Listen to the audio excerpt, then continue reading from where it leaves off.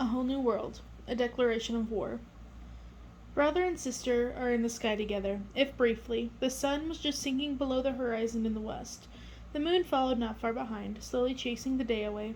It was a strange orange crescent that night. Its tips pointed directly down like a bull getting ready to charge. Old folks called it a dry moon and said bad times were coming. As if the curfew, the patrols, and the loyalty brands weren't bad enough, Aladdin thought cynically.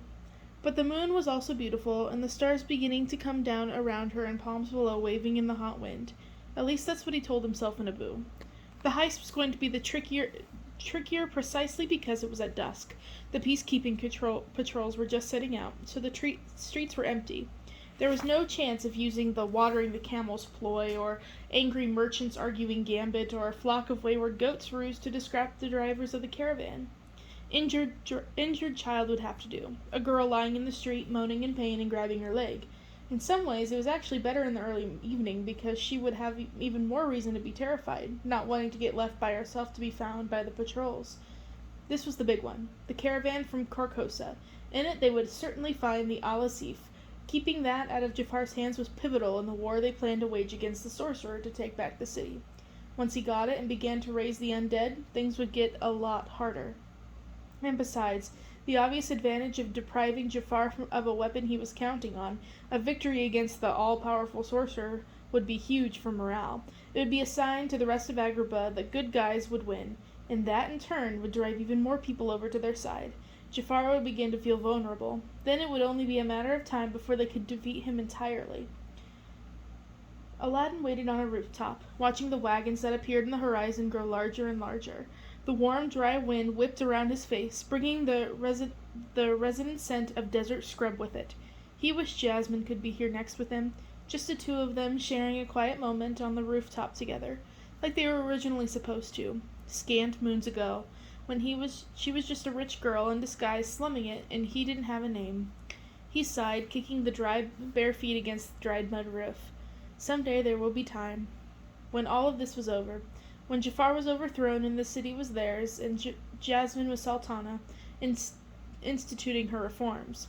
Sure, there would be plenty of time for hanging out on rooftops. Right now she was back in the lair, working on plans to attack the palace. Amir had brought in the lead alchemic to discuss explosives. Morgiana had organized the sudden influx of new recruits, dividing them into real troops. Duban was in charge of tactics, along with some new guy named Sharab, who had defeated from the royal guard. Maruf managed to fill up supplies to their incipient army and continued the largest of families who supported the resistance. Aladdin was in charge of making trouble, of course. That was why he was leading tonight's raid. The wagons stopped their forward motion just inside the city gates. A girl lying on the ground cried up for them to help her. "Please, esteemed Effendi, give me a ride anywhere, even a few blocks to the first empty house you see, so I might seek refuge from the night and the peacekeeping controls." That was Aladdin's cue. He leapt down lightly, Abu beside him. The drivers, although strangely drawn-looking and hollow-eyed, were predictably more annoyed by the interruption of their routine than concerned for the little girl's safety. They got down to move her just a few feet out of their way and damn her fate to the patrols.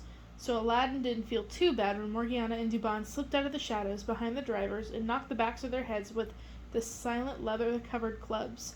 The plan was to tie them up somewhere after drawing all sorts of strange insignia on their clothes, as if they had been magically subdued by a rival sorcerer. As much as Aladdin didn't like those who worked for Jafar, he didn't want to see them lose their lives because they had failed their master. Street rats melted out of the scenery, hoisted the guards between them, and disappeared again. Aladdin gently took the reins of the lead camel, whispering and clicking his tongue. A little unnerved by the turn of events, the animals immediately followed their new human master. He would probably, like all humans, give them water and food. Abu leapt into the back of one and chittered like he was driving the whole caravan himself. Aladdin led them back out of the gate and around the outside wall. If Agrabah was quiet at nights these days, the outskirts of the desert were as silent as death. The insects and little chirping lizards and animals that usually called through the dark hours were still. The only noise came from the wind whispering through the dry grasses. Aladdin found himself shivering despite the heat, and was relieved when they came to the crack in the wall where a whole crowd of street rats was waiting quietly to unload all of the boxes and artifacts at once in one long human chain. He patted the lead camel on her back. "We'll get you all watered in a moment," he promised, before going back to the wagon and throwing open its cloth flaps. There were crates and urns and even Western-style barrels sealed tightly for the trip. Someone handed Aladdin a metal-tipped construction hook and went to work immediately, prying the lid off the rest of the crates. It was filled to the top with ancient, moldering rocks? He stared at the beige and gray desert stones, chunky and worn. They all jumbled together like a giant child had picked up a handful of pebbles and stashed them away, pretending they were precious gems. He opened another crate. More rocks. He brought the tool down on a clay amphora, smashing the top of it. Instead of holy water or magic potions, or even wine or beer, sand poured out of its fine stream and mockingly replicated the thing it replaced. Aladdin stared at it for only a moment before reacting. "Get out!" He spun around and shoved the smaller street rats in front of him, trying to make him move faster. "It's a trap! Get out! Run! Hide!" Malicious laughter rose all around him. It grew like a dust storm. From the desert, from the high walls, from the streets, from the very air itself. "Do you really think your little treacheries would go unnoticed by me?" Aladdin tried not to pay attention to the voice of Jafar as he concentrated on getting the children away. He put two up on a camel and whacked its flank, causing it to scream in annoyance and gallop off to the city. "Me, Sultan of this city and greatest sorcerer in the world, you thought you could hide from me?" Dubon and Morgiana had abandoned the original plan. Upon hearing the voice, they had just left the unconscious guards and run to find Aladdin. They helped scatter and sent off the rest of the street rats.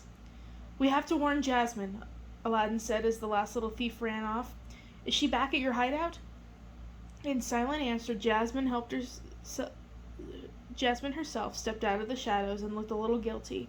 Aladdin threw his arms around her and squeezed so tightly he was almost afraid of breaking her. He kissed her hard.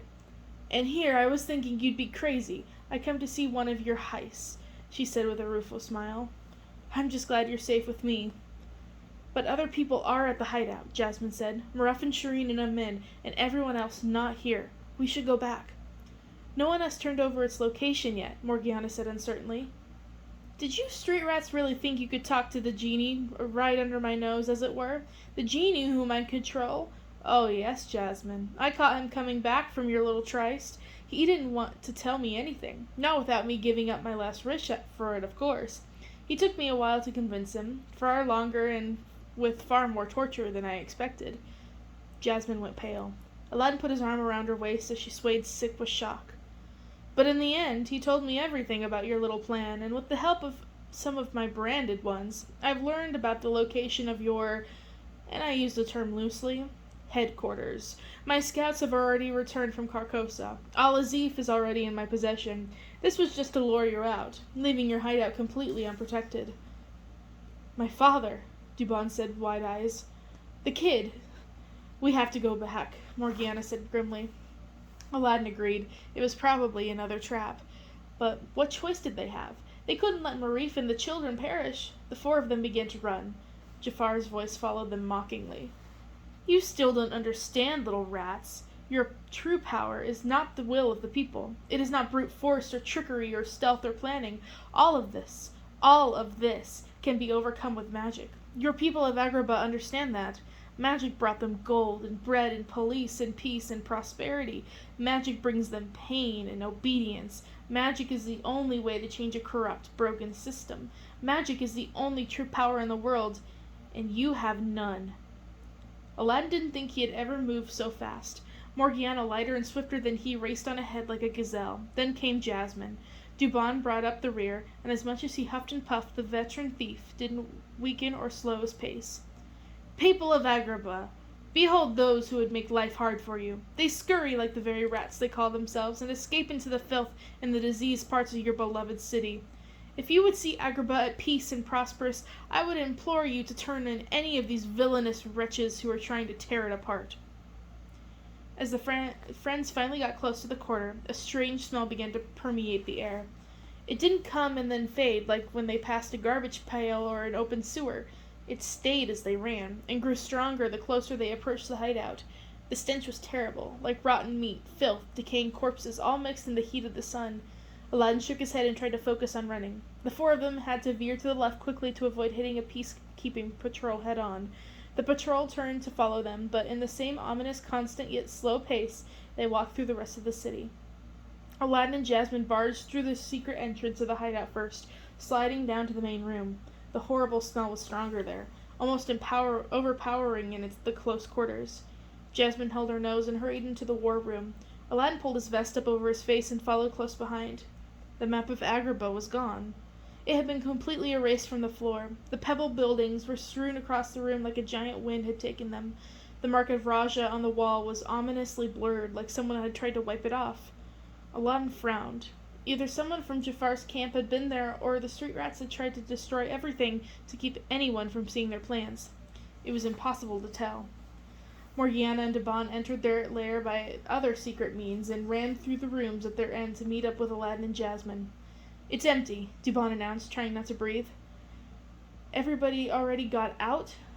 Jasmine suggested, doubtfully with a pinched nose. "What is that smell?" Morgiana asked, gasping. Aladdin had no idea, but he didn't like the way things were adding up. Something was off about the whole place, and still Jafar's voice echoed through the walls. "I'm afraid that until we have quelled this terrorist group, I will just have to keep a closer eye on everyone. I've tried the carrot, and now it's time for the stick.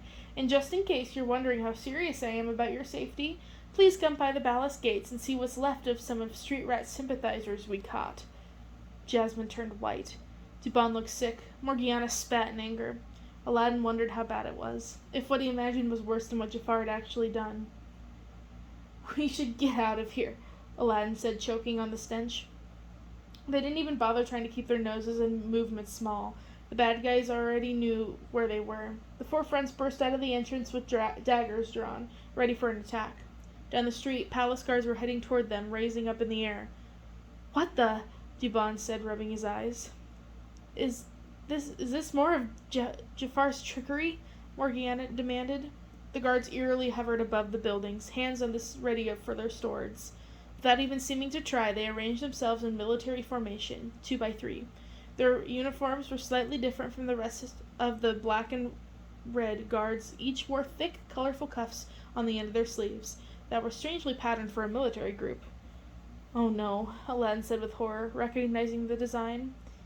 "It's the magic carpet," Jasmine whispered. "Jafar must have cut him up." Aladdin felt sick with shame. Despite the carpet being just that, a carpet, magicked into being able to fly and having a rudimentary understanding of the world around it, Aladdin felt like he had betrayed a friend. Abu chittered sympathetically on his shoulder. Jafar had taken another mysterious, beautiful thing and destroyed it, twisting it for its own purpose. Anything he touched, he desecrated. And the guards stank. They were the source of the terrible smell. What was Jafar doing now? Forbidden baths? Jasmine pointed to the captain of the flying soldiers. He was large and maneuvered silently into the place at their lead. "Razul," she stammered in disbelief. "He was dead. He died that day." Aladdin bit back a cry. It was Razul leading the Phalanx. His eyes were red, a dead black red that somehow made him look smaller and infinitely deeper than they should have. His skin was white, like a grub or old nail clippings or the fat of a long butchered sheep. His arms and legs hung, unmoving by its side. "He is risen from the dead," Morgiana said. For the first time, perhaps ever, Aladdin heard fear creeping into her voice. Aladdin had never meant to kill Razul, and the guard certainly didn't deserve this, to be turned into a ghoul. Was he in pain? Did he have any control over his actions? Did he just long to be at peace? Was he enraged at the living? Whatever happened was, in some ways, Aladdin's fault. He straightened his shoulders and shook off the nausea. Guilt he would deal with later. Mistakes he would make up for later. Right now they had to survive. The 4 street rats watched as in the distance more and more squadrons of slow-moving flying soldiers assembled themselves over the city. "As I said, that foolish genie really doesn't know everything. I have now completely broken off one of the 3 laws of magic and learned how to bring back the dead. Permanently. Under my control, every time one of my ranks falls, he is replaced. Every time one of your ranks falls, he adds it to my army. Death is my friend in the War of Agrabah." Morgiana muttered something in the language of her mother. "Street rats. Jasmine. Jafar's voice became less playful and more businesslike. Even if you manage to avoid my army, you will still do well and turn yourselves in by dawn tomorrow. Never, Jasmine shouted at the sky. We'd rather... But Jasmine touched her on the arm and pointed. A great swirling cone of sand lifted up from the desert like a tornado. Unlike a tornado, it was broad and feathery at the edges. Sand danced around within the invisible wind in unnatural jerking motions. Suddenly it made a picture. A giant hourglass, sand pouring slowly through it. In the bottom were Maruf, Shirin, and Hamed, desperately and silently slamming on the glass, trying to get out. Dubon made a noise in his throat, a strangled cry. By sunrise tomorrow, this little family of street rats will be dead. No great loss, I think, but if you actually bother to care about anyone besides your own worthless selves, you will turn yourselves in before the first light of day. And then, without a word or noise or lingering echo, Jafar's voice just cut off. The sand had made up the images in the sky felt like rain. He has defeated us without drawing a single blade, Morgiana said bleakly. Dubon, we will turn ourselves in. We can't let them die this way. And then what? Aladdin asked, turning on her. Do you really think that will change anything? Do you think he will just let them go like he promised? And if he did, forgetting for just a moment that he would do to us then, I'm thinking a quick execution and then 4 more ghouls for his army. That's what's going to happen to Agrabah. What's going to happen to everyone else? There won't be anyone left to fight. The city will be his, one giant plaything for him to experiment on, and after that, who knows? The world? I don't care about the world, Dupont interrupted. All I care about is my dad and my niece and my nephew. Jasmine started to say something. Dubon held up his hand. But you're right. Jafar has no reason to let them go. He has all the cards, and if they lived, I wouldn't want them to live in that sort of world he is building. But what do we do? Morgiana demanded. What we should have done from the beginning, Aladdin said. Grab the lamp, rescue the family, get the genie to undo all of this, and everyone lives happily ever after. Oh, is that all? Morgiana rolled her eyes. Didn't you hear what he said? Jasmine asked, eyes hardening as she thought about it. He didn't call us traitors or revolutionaries or insurrectionists. He said death is my friend in the war for Agrabah. He thinks it's a fair fight. He thinks we're at war, as equals. Well, if it's war he wants, we'll give him one.